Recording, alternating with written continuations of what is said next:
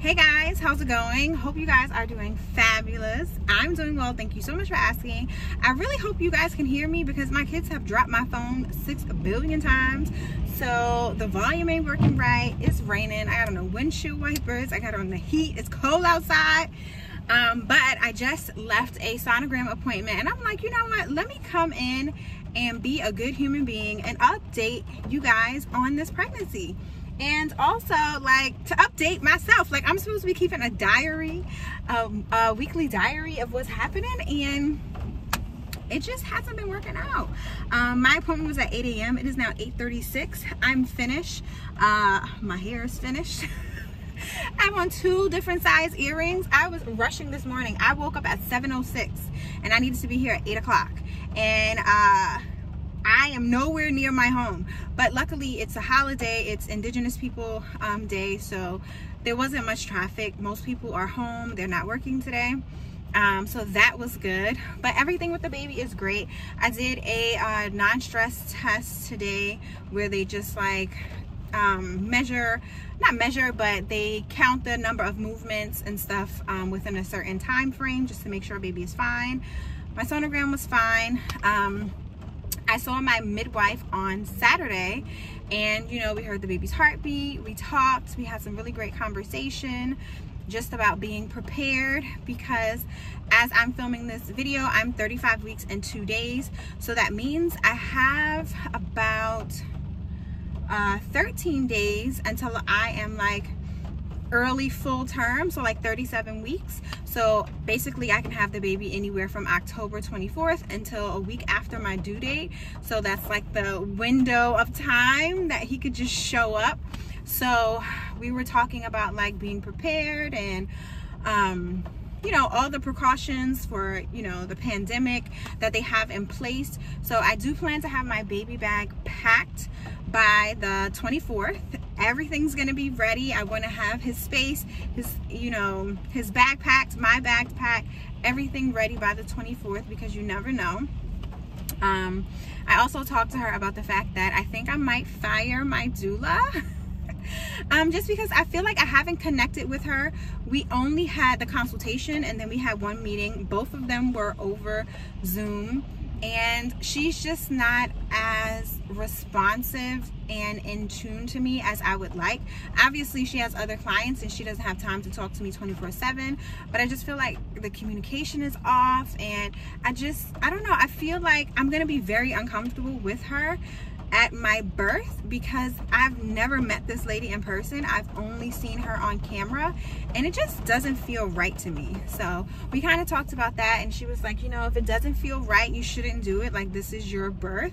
You've given birth without a doula before. You can still have a support person here with you.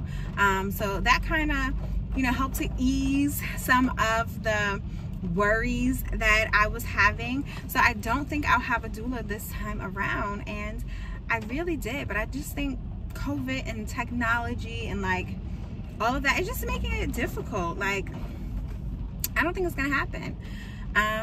We also talked about like something that they call a dress rehearsal. So usually that would also be in person, but it's going to be online. And basically they walk you through the steps and things that you should do the day that you're going to deliver, when you know, you feel like you're in labor. But they also have updated like rules and regulations because of COVID. So I have to do that by 37 weeks, so within the next 13 days. I also have to do my COVID testing by 38 weeks, so that will be in the next 20 days. I need to do my COVID test. My husband also needs to do one, and then if I decide to have an additional support person, that person also has to do one. We all need to come with our paperwork to say that we are negative, and basically once I take my COVID test, I have to quarantine. I should not go outside. I should not be among people because, you know, you want the test to stay negative. So I will be home from 38 weeks until the baby comes. So there will be a lot of Instacarting and a lot of delivery services because I won't be going anywhere. What else? I don't have like any new symptoms. I have been feeling some Braxton Hicks, especially like if I'm walking a lot. Any symptoms? Nothing. I'm just out here being regular and large and in charge. I'm trying to think what else I can update you guys on. I did get a picture today, sonogram, but it's not clear at all. The lady who did my sonogram today, she is one of the ladies.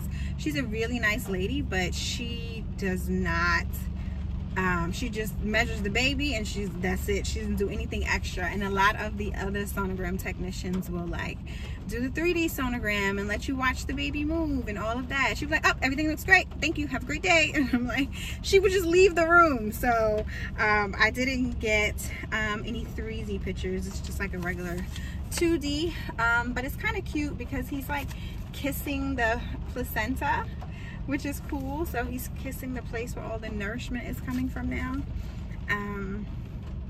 I said like 360 times because I'm literally making this video on the fly. I do want to include some cute footage of my what do you call it, when they were listening to the baby's heartbeat, the Doppler. I'm going to include that.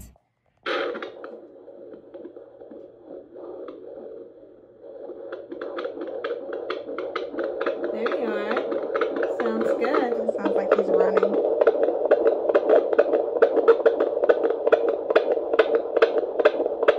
Baby sounds great.